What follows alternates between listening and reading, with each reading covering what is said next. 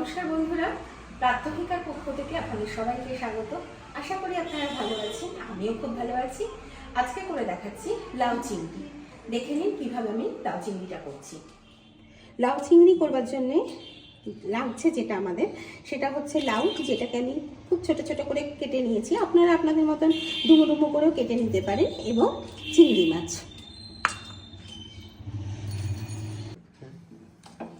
গ্যাসটা আমি জ্বেলে নিলাম, দিয়ে দিচ্ছি এর মধ্যে সরষের তেল, দিয়ে আমি নুন হলুদ মাখিয়ে চিংড়িটা ভেজে আগে তুলে নেব। তেলটা গরম হোক, ততক্ষণে আমি চিংড়িটার মধ্যে একটু নুন হলুদ মাখিয়ে নিচ্ছি।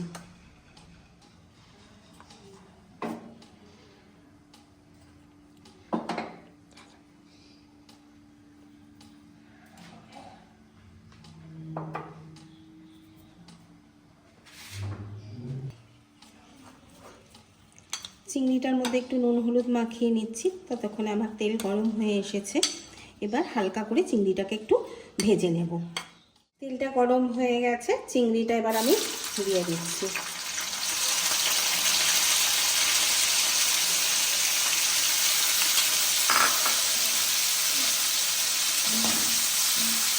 একটু মাঝারি সাইজের চিংড়িটাই আমি নিয়েছি, খুব বড় চিংড়ি নিইনি। চিংড়িটা এবার হালকা করে ভেজে তুলে নেব।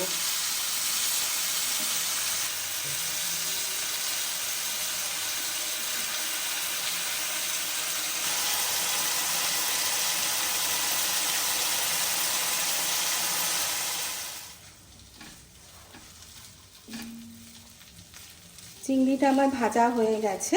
এবার আমি চিংড়িটা একটু তুলে নিচ্ছি একটা বাটির মধ্যে। খুব বেশি ভাজলাম না, কারণ তাহলে চিংড়িটা শক্ত হয়ে যাবে।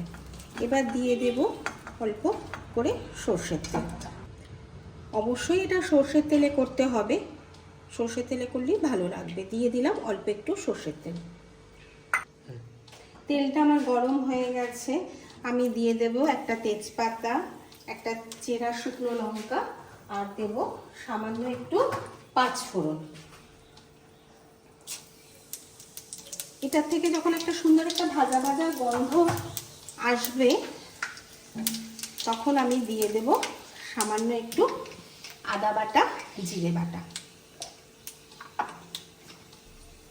এটাতে আমি পেঁয়াজ দেব না।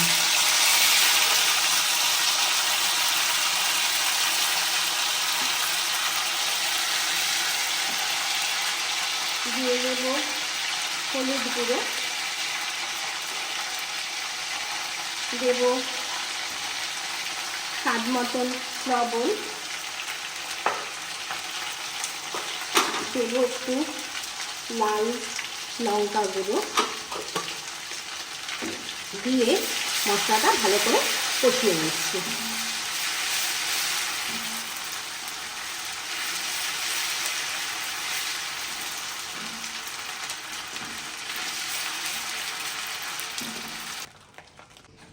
মশলাটা ভাজার থেকে একটা সুন্দর গন্ধ বেরিয়ে এসেছে। এই অবস্থায় আমি কেটে রাখা লাউটা দিয়ে দিচ্ছি। এখন একদমই কচি লাউ, তাই এটার আমি আর ভাপ জল ফেললাম না।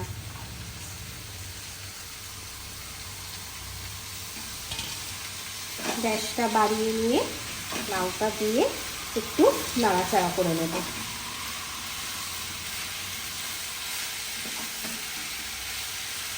নাড়াচাড়া করে এরপরে যেটা আমি করব সেটা হচ্ছে ভালো রকম একটু ঢাকা দিয়ে দেব।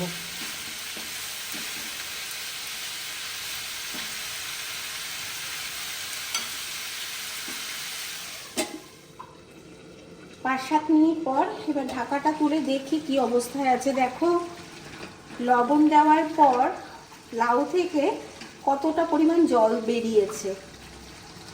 আমি কিন্তু লাউতে জল দিইনি, লাউয়ের জলেই এই লাউটা সেদ্ধ হয়ে যাবে। এই অবস্থায় আমি একটা টমেটো কেটে, ছোট্ট টমেটো কেটে দিয়ে দিচ্ছি।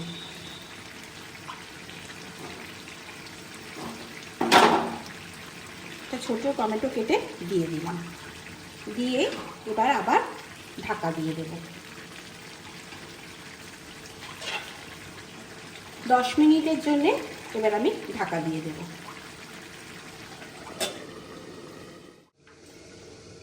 10-12 মিনিট পর আমি ঢাকাটা তুলে নিচ্ছি।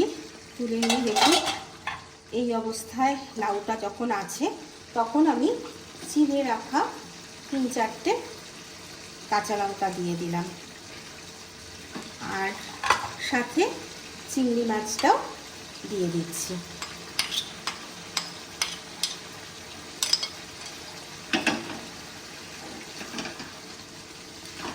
দিয়ে একটু ভালোভাবে নেড়ে দেব।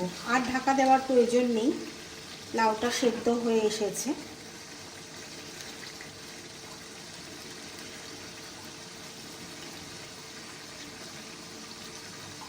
আমার তরকারিতে যেহেতু ব্যক্তিগতভাবে একটু ঝাল মিষ্টি ব্যাপারটা ভালো লাগে, তাই সামান্য ওপর থেকে সামান্য একটু চিনি দিয়ে দিলাম। আপনারা আপনাদের পছন্দ মতো ইচ্ছা করলে দিতেও পারেন, নাও দিতে পারেন। লাউ যদিও নিজে মিষ্টি। হয়ে গেছে লাউ চিংড়িটা। এবার আমি ওপর থেকে ধনেপাতা ছড়িয়ে দিচ্ছি। ধনেপাতা ছড়িয়ে দিচ্ছি এবং গ্যাসটা বন্ধ করে দিচ্ছি। দিয়ে এবার ঢাকা দিয়ে দেব। ভাপে ভাপে ধনেপাতাটা থেকে সুন্দর একটা গন্ধ বেরোবে এবং স্বাদে ভরে উঠবে লাউ চিংড়িটা। দিয়ে দিলাম একটা ঢাকা।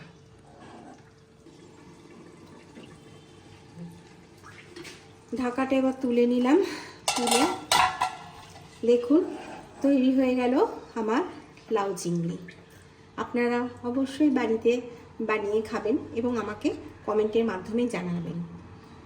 ভালো থাকবেন, সুস্থ থাকবেন। আগামীকে সাথে নিয়ে আবার দেখা হবে অন্য কোনো দিন অন্য কোনো রেসিপির সাথে।